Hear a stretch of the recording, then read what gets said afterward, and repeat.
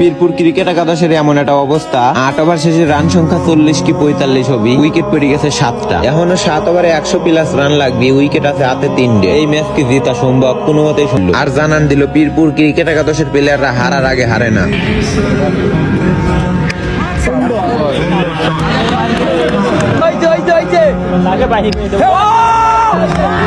Birpur cricket একাদশকে একলা হাতে টেনে নিয়ে আসলো এই রুবেল। এখন এমন এক শ্বাসরুদ্ধকর ম্যাচ হয়েছে, বীরপুর ক্রিকেট একাদশকে জিততে হলে 2 ওভারে রান লাগবে 12, হাতে উইকেট আছে মাত্র একটা। দলকে এত দূর টেনে নিয়ে আসে যদি ম্যাচটা জিতাতে না পারে, তাহলে তার থেকে বেশি কষ্ট কেউ পাবে না আমার জানা মতে। 14 ওভার শেষে বীরপুর ক্রিকেট একাদশের রান দাঁড়িয়েছে 153। জয়ের জন্য কি আপনাদের কাছে সহজ মনে হচ্ছে? না, এখনো ম্যাচের নাটক বাকি আছে।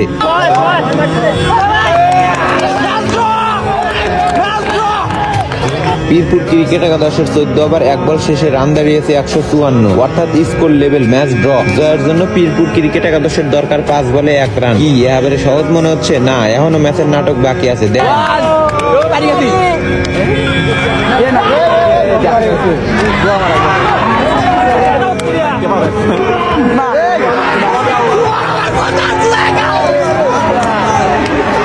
শেষের ওভারে এসে চরপাড়া ক্রিকেট একাদশের বোলিংদের দাপট। দুর্দান্ত একটু ওভার, টানা 2 বলে 2 উইকেট ফেলে চরপাড়া ক্রিকেট একাদশকে ম্যাচে ফিরালেন। ওরে ম্যাচ, অসাধারণ ম্যাচ। আসলে 2022 সালে ফ্রান্স আর আর্জেন্টিনার ফাইনাল খেলাকেও হার মানায় এই ক্রিকেটের ফাইনালটা। এখনো সুপার ওভারের নাটক বাকি আছে, চলুন দেখে আসি সুপার ওভারের নাটক।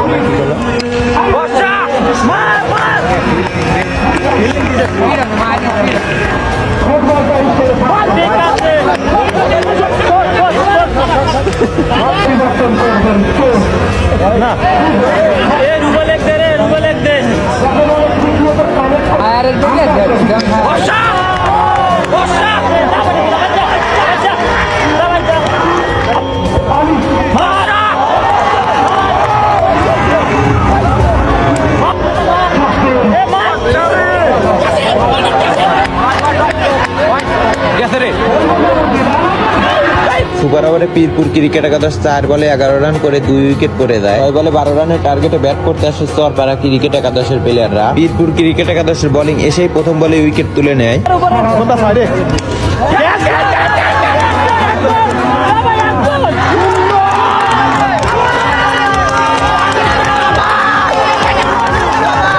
দ্বিতীয় বলেও ক্যাচ ওঠে, ক্যাচ ধরলেই ম্যাচ জিতে যাবে। নিজের বলে নিজে ফিল্ডিং করলেও দেখেন